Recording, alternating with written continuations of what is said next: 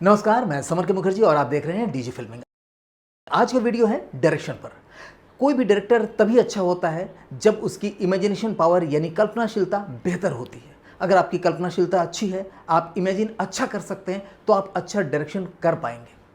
तो अपनी कल्पनाशीलता या इमेजिनेशन को कैसे आप पावरफुल बनाएं, कैसे आप बहुत ज़्यादा ताकतवर बनाएं, यही आज के वीडियो का मुख्य विषय है। और आपको मैं 5 ऐसे पॉइंट्स बताऊंगा जिन पर अगर आप ध्यान दें तो आप चाहे डायरेक्टर बनने वाले हों या ऑलरेडी डायरेक्टर हों, आपको ज़रूर मदद मिलेगी। साथ ही जो राइटर हैं, जो सिनेमाटोग्राफर हैं, जो एडिटर हैं, उन्हें भी इस वीडियो से बहुत लाभ मिलने वाला है, क्योंकि आपकी इमेजिनेशन पावर भी बढ़ेगी। और इमेजिनेशन पावर किसी भी क्षेत्र में हो, अगर आपकी बढ़ती है तो आप उसमें अच्छा काम कर जाते हैं।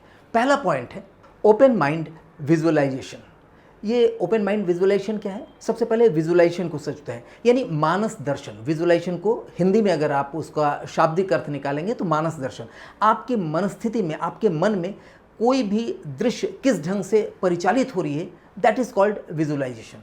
यानी आप विजुअलाइज करते हैं, आप कहीं पर जाना रहता है तो आप पहले ही उस दृश्य को अपने मन में चला लेते हैं। आपको अगर बोला गया कि कहीं युद्ध की परिस्थिति है तो आपके अंदर युद्ध वाले माहौल, युद्ध वाले दृश्य चलने लगते हैं। उसी तरह से अगर आपको बोला गया कि किसी प्राकृतिक दृश्य के बारे में बात किया जा रहा है कि आप हिमाचल प्रदेश में गए हैं, शिमला में या मनाली में, तो आपके दिमाग में उसके दृश्य को, अगर आप गए हैं तो परिष्कृत रूप में, अदरवाइज एक कोई ना कोई छाया चित्र आ जाएगा कि अच्छा कुछ ऐसा लगेगा। तो आप अपने दिमाग में किस तरह से कोई दृश्य को देखते हैं, दैट इज कॉल्ड विजुअलाइजेशन। तो आपके विजुअलाइजेशन को ओपन माइंडेड करना पड़ेगा। कैसे? जैसे आपके पास कोई स्क्रिप्ट आती है, तो जब आप स्क्रिप्ट देखते हैं ना, तो उसमें ऑलरेडी स्क्रिप्ट राइटर ने लिखा है कि ऐसा कुछ दृश्य है, ऐसा है जो एक्शन पार्ट में है, लेकिन उसको आप सोचते कितना बड़ा है। तो सबसे पहले आप बड़े लेवल पर सोचिए। किसी भी सीन को आप बड़ा सोचिए, आप छोटा सोचिए ही। इसीलिए हमने फर्स्ट इस पॉइंट को रखा कि ओपन माइंड करके आप जितना बड़ा सोच सकते हैं सोचिए। अभी आप मत सोचिए कि इसको फिल्माएंगे कैसे, क्या करेंगे, नहीं करेंगे, नो। आप सोचिए कि हम बड़े लेवल पर कैसे देखें। तो जब आप बड़ा देखते हैं ना, तो आपके दिमाग भी उसी ढंग से सोचने लग जाती है। चाहे वो बैटलफील्ड हो यानी युद्ध भूमि हो, या स्पेस क्राफ्ट हो, या अनरियल लैंडस्केप हो, या जेल का दृश्य हो, पैलेसेस हो यानी महल हो, या कोई गोडाउन का दृश्य हो, एक्स्ट्रा ऑर्डिनरी फाइट सीन हो, या फिर creative romantic scene, exciting chasing scene हो, या brutal murder scene, unexpected fraud हो, या किसी भी तरह का सीन। आप जितना बड़ा सोचेंगे उतने ही आपके फिल्म के लिए वो अच्छा होगा, क्योंकि सबसे पहले आप स्क्रिप्ट पढ़ करके हर एक सीन को, हर एक शॉट को बड़े लेवल पर सोचिए।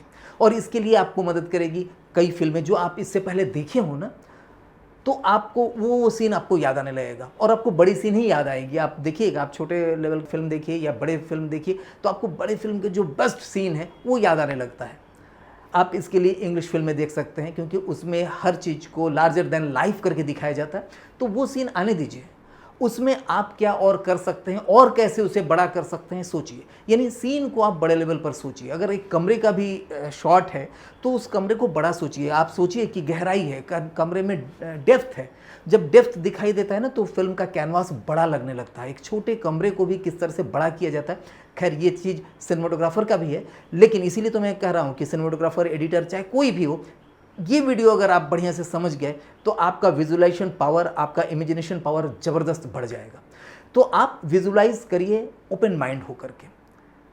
अब आते हैं हम अपने दूसरे पॉइंट पर, और दूसरा पॉइंट है शूटिंग बाउंड्रीज। आप कोई भी फिल्म शूट करने जा रहे हैं तो उसकी एक बाउंड्री होती है, एक सीमा होती है, एक हद होता है कि आप इस हद तक, इस सीमा तक ही शूटिंग कर पाएंगे, चाहे वो कारण कोई भी हो।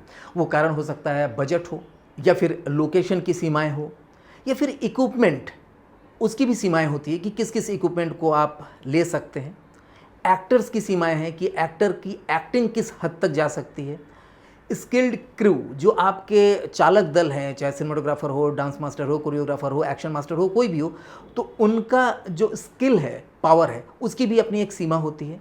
और दूसरी सीमा होती है टाइम। टाइम यानी आपके पास कितना समय है उस फिल्म को शूट करने के लिए, उस सीन को शूट करने के लिए, ये सब बाउंड्रीज़ है जो शूटिंग बाउंड्रीज़ कहलाती है। तो ये आपको ध्यान में रखना पड़ेगा कि भाई सोचा तो हमने ओपन माइंड होकर है, लेकिन मेरे पास शूटिंग की बाउंड्रीज़ इतनी है, तो उसको आप नोट करेंगे कि भाई हमारे पास ये लोकेशन ही मैक्सिमम हम खोज रहे हैं, ये लोकेशन ही, तभी हम कुछ कर पाएंगे। हमारे पास जो एक्टर है बजट के हिसाब से यही एक्टर मिलेंगे, उससे ज़्यादा का नहीं मिल पाएगा।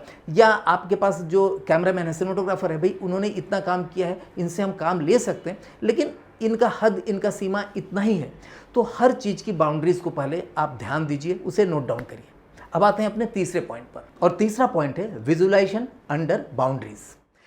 यानी जो आपने बाउंड्री बनाया कि आपके पास शूटिंग के लिए जो जो सीमाएं हैं, उसके अंदर जो भी आपने नोट डाउन किया कि भाई ये चीज़ें हमारे पास है, अब उसके अंदर उन्हीं चीज़ों को विजुअलाइज करिए जो आपने ओपन माइंड होकर विजुअलाइज किया था। अब क्वेश्चन होता है कि भाई तो पहला नंबर रखे ही क्यों, पहले ही हम सीमा निर्धारित कर लें कि भाई ये हमारी सीमा है, उसके अंदर ही हम विजुअलाइज करें किसी भी सीन को। नहीं, जब आप ओपन माइंड होकर विजुअलाइज करते हैं ना, तब जब बाउंड्री के अंदर भी आते हैं तो आपका सोच बड़ा ही रहता है। उस समय आप सोचेंगे कि भाई हमारा सोच तो इस लेवल का है, लेकिन बाउंड्री में है, यानी इतने के अंदर ही मुझे करना है, कोई फिल्म को शूट करना है या उसको बनाना है, तो हम उसके अंदर वो क्वालिटी कैसे लाएं। तो उसमें आप कम से कम 25 से 30% ज़्यादा अच्छा सोच पाते हैं, ज़्यादा अच्छा विजुलाइज कर पाते हैं अंडर बाउंड्री। यानी आपके बाउंड्री के अंदर आपकी विजुअलाइजेशन की पावर 25 से 30% ज़्यादा होती है जब आप ओपन माइंड विजुअलाइजेशन पहले कर चुके होते हैं। तब उसको जब अंडर आप शूटिंग के बाउंड्रीज के अंदर लाते हैं तो आपकी विजुअलाइजेशन पावर भी उस समय भी 25 से 30% जैसा कि मैंने कहा बढ़ा हुआ रहता है। ये बहुत इंपॉर्टेंट चीज़ है कि ओपन माइंडेड होकर के पहले विजुलाइज करिए, फिर आप अपनी शूटिंग की बाउंड्रीज़ को रेखांकित करिए, फिर तीसरे नंबर पर आइए कि जो शूटिंग की बाउंड्रीज़ है उसके अंदर उस विजुअलाइजेशन जो ओपन माइंड होकर किए थे उसको कैसे उसके अंदर सेट करें। तो आप देखेंगे कि अच्छा आपका विजुअलाइजेशन पावर बढ़ा है और आप अच्छा विजुलाइज कर पा रहे हैं उसी सीमित साधनों में। यानी सीमित साधन में असीमित काम करके दिखाना, यही तो डायरेक्टर का काम है कि आपके पास जितना साधन है उसमें आप बेस्ट कैसे करते हैं। अब आते हैं अपने चौथे पॉइंट, और चौथा पॉइंट है विजुअलाइजेशन ऑन द पेपर।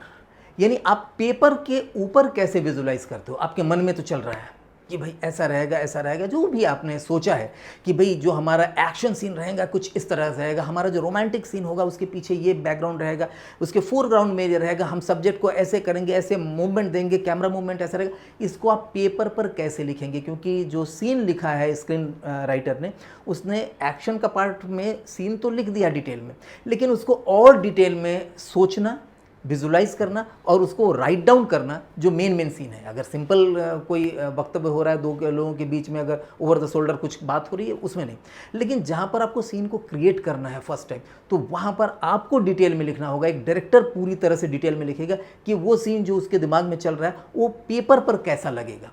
हो सकता है उसके लिए आपको एक चित्रकार की मदद लेनी पड़े, यानी जो स्टोरी बोर्डिंग करते हैं, स्टोरी बोर्डर को लेकर के, जो बोर्डिंग करने वाले लोग हैं उसको ले करके आप एक बढ़िया विजुलाइज करिए कि भाई इसमें ये दे दो, यहाँ पर ये हटा दो, जो आप बाउंड्री के अंदर कर सकते हैं। यानी आपके अंदर जो विजुलाइजेशन हुआ अंडर शूटिंग बाउंड्रीज, उसको आप पेपर पर कैसे लाएंगे। भाई हमारे आप अगर नहीं कर पा रहे हैं तो हमारा जो DFM कोर्स है उसमें डिटेल में दिया गया है, उसमें भी आप जा सकते हो। उसमें बहुत सारी चीज़ें आपको बताई गई है किस तरह से अपने इमेजिनेशन को ऑन पेपर किया जाता है, उसको आप कर सकते हैं। अदरवाइज़ बहुत सारे बुक्स और लोगों के साथ अगर आप असिस्ट करते हैं तो वहाँ पर भी आपको ये सीखने को मिलेगा कि कैसे करना है। विजुलाइज करना आपका काम है, यहाँ कोई ट्रेनिंग काम नहीं देता है, क्योंकि आपके अंदर जो चल रही है, आप कल्पना चल रही है, वो आपका खुद का है। हाँ, उसको पेपर पर कैसे उतारा जाए वो आप सीख सकते हैं, क्योंकि ये स्किल ऐसा है जो सीखा जा सकता है, जो गॉड गिफ्टेड नहीं होता है। अब आते हैं अपने पांचवें पॉइंट पर, और पांचवा पॉइंट है listing the sources and responsibilities. यानी जो आपने बनाया, जो आपने सोचा, जो आपने लिखा ऑन पेपर, यानी बनाया पेपर पर, आपने एक फिल्म बनाई, उसके लिए किन किन चीज़ों की ज़रूरत है। यानी किस तरह का इक्विपमेंट लेंगे, कौन सा लेंस लगाएंगे, कौन सा कैमरा लेंगे, कौन सा आप गिम्बल पर काम करेंगे या ड्रोन पर काम करेंगे, किस तरह का गियर रहेगा। अगर आप कोई एक्शन चेजिंग ले रहे हैं तो उसके लिए कौन सा गियर लगाएंगे, कौन सा एक्शन कैमरा वहाँ पर यूज़ होगा, किस जगह पर आप 2 कैमरा लगाएंगे, किस जगह पर 3 कैमरा लगाएंगे, कहाँ पर आप क्रेन लगाएंगे, कहाँ पर आप ट्रॉली लगाएंगे। ये सारी चीज़ें आपको सोर्स करना होगा कि ये जो आउटपुट जो मैं सोच रहा हूँ उसके लिए क्या करना होगा। क्या मुझे इसको शूट करने के लिए कहीं पर एक गड्ढा बनाना पड़ेगा, उसके अंदर ट्रॉली रख करके हम शूट करेंगे ताकि एकदम ज़मीन के सतह से हम दिखा सकें, कुछ भी आप सोच सकते हैं। तो ये आपकी अपनी सोच है, थिंकिंग है, जो विजुलाइज किया है उसको टेक्निकली आप कैसे लाएंगे, यानी पेपर पर जो चीज़ आपने उकेरा उस चीज़ को आपको रियल में रखना है। इसके लिए आप सिनेमेटोग्राफर की मदद ले सकते हैं, एडिटर को साथ बैठा सकते हैं। आप अगर विजुअल इफेक्ट ज़्यादा है तो जो वीएफएक्स सुपरवाइज़र है उसके साथ आप बात कर सकते हैं। आपको सोर्सेज पता करना होगा कि ये चीज़ें हमको कहाँ कहाँ से मिलेगी शूट करने के बाद जो ऐसा ही आउटपुट दे। और साथ ही आपको रिस्पॉन्सिबिलिटी तय करनी होगी, यानी अगर आपने जो पूरा प्रोडक्शन डिज़ाइनर, यानी इसको बोलते हैं आर्ट डायरेक्टर, आजकल आर्ट डायरेक्टर को प्रोडक्शन डिज़ाइनर कहते हैं, उनको आप उनके साथ बात कर सकते हैं कि भाई हमारा प्रोडक्शन का डिज़ाइनिंग इस तरह से होगा, ऐसा शूट होना चाहिए, इस तरह का लुक आना चाहिए, इस तरह का फील आना चाहिए। तो उनको आप देंगे जिम्मेदारी कि आपकी जिम्मेदारी है कि हमको ये फील लेके दें। आप हमको पेपर पर दिखाइए या पूरा लिस्ट बना के दीजिए कि आप कैसे करेंगे। उसी तरह से सिनेमेटोग्राफर से बात कर सकते हैं कि हमको ये आउटपुट चाहिए, कैसे देंगे। आप एडिटर से बोल सकते हैं कि कहाँ कहाँ एडिट कट लगेगी, किस जगह पर आप एडिटिंग के लिए वीएफएक्स की मदद लेंगे। अगर आप साउंड के बारे में भी सोच सकते हैं, जी विजुलाइजेशन केवल देखा ही नहीं जाता है, विजुलाइजेशन के बाद आप सोच सकते हैं, सुनने की बारी आती है कि आप इसके ऑडियो को सुनेंगे कैसे। तो उसके लिए आप जो ऑडियो रिकॉर्डिस्ट होते हैं उससे बात कर सकते हैं, जो डिज़ाइनर ऑडियो डिज़ाइनर होता है, ऑडियो इंजीनियर होता है, साउंड इंजीनियर होता है, उसके साथ आप बात कर सकते हैं कि ये चीज़ हमको आउटपुट कैसे मिलेगी। तो यहाँ पर आपको लिस्टिंग करना पड़ेगा सोर्स का, और यहाँ पर लिस्टिंग करनी पड़ेगी रिस्पॉन्सिबिलिटीज़ की कि जो आप सोच रहे हैं उसको किसको किसको रिस्पॉन्सिबिलिटी दी जाए। अगर आप छोटी फिल्म बना रहे हैं, शॉर्ट फिल्म बना रहे हैं, या अपने लिए फिल्म बना रहे हैं, ज़ीरो बजट फिल्म बना रहे हैं, तो ये सारी जिम्मेदारी आपको खुद निभानी पड़ेगी, यानी आप खुद रिस्पॉन्सिबल होंगे। सिनेमेटोग्राफी में कौन कौन से एंगल लगाएंगे, किस तरह का आपको बैकग्राउंड को डेकोरेट करना है, किस तरह का आपका आर्ट डायरेक्शन होना चाहिए, किस तरह का कोरियोग्राफी होनी चाहिए, किस तरह से आप लाइटिंग मैनेज करेंगे, ये सब चीज़ आपके अपने अंदर की क्षमता होनी चाहिए कि उसको आप करें। उसके लिए आप किसी भी अच्छे जगह से आप ट्रेनिंग ले सकते हैं, सीख सकते हैं। साथ ही आप अगर किसी अच्छे डायरेक्टर या अपने यूनिट के साथ आप 2 साल 3 साल अगर आप एक्सपीरियंस गेन कर लें तो भी हो सकता है। लेकिन कल्पना, फिर मैं बोल रहा हूँ, आपका अपना होना चाहिए। और इन्हीं पॉइंट्स को अगर ध्यान में रख करके किसी भी फिल्म को, चाहे छोटी हो बड़ी हो, आप बनाएंगे तो निश्चित तौर पर वहाँ पर बोला जाएगा कि हाँ भाई इस फिल्म में डायरेक्शन बढ़िया हुआ है। आप देखिए कई फिल्में, इस बात को हमने किसी और वीडियो में भी बोला है कि आप कई फिल्म देखेंगे उसमें सब कुछ अच्छा है, अच्छे एक्टर हैं, अच्छी स्टोरी भी अच्छी आपको लग रही है कि स्टोरी भी बढ़िया है, डांस है, गाने हैं, म्यूज़िक बढ़िया है और सिनेमेटोग्राफी ज़बरदस्त हुआ है, लेकिन फिल्म अच्छी नहीं लग रही है या फिल्म चली नहीं। तो उसमें किस चीज़ की कमी थी? एक ही चीज़ की, वो है डायरेक्शन की।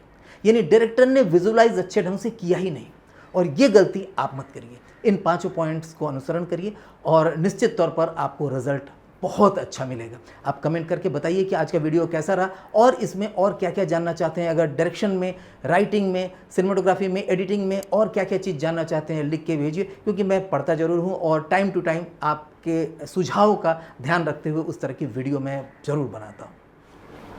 नमस्कार। भारत में 1000 से अधिक चैनल्स, 10,000 से अधिक कार्यक्रमों का निर्माण, 1 लाख से अधिक लोगों की जरूरत। अब आप भी हिस्सा बन सकते हैं भारत में सबसे तेजी से बढ़ने वाले प्रेस्टिजियस करियर का। आप बन सकते हैं film and television director, cinematographer या फिर नॉन लीनियर एडिटर। आप चुन सकते हैं फिल्म डायरेक्शन कोर्स को एक सम्मानजनक करियर के रूप में। IFTA, the bridge from ordinary to extraordinary।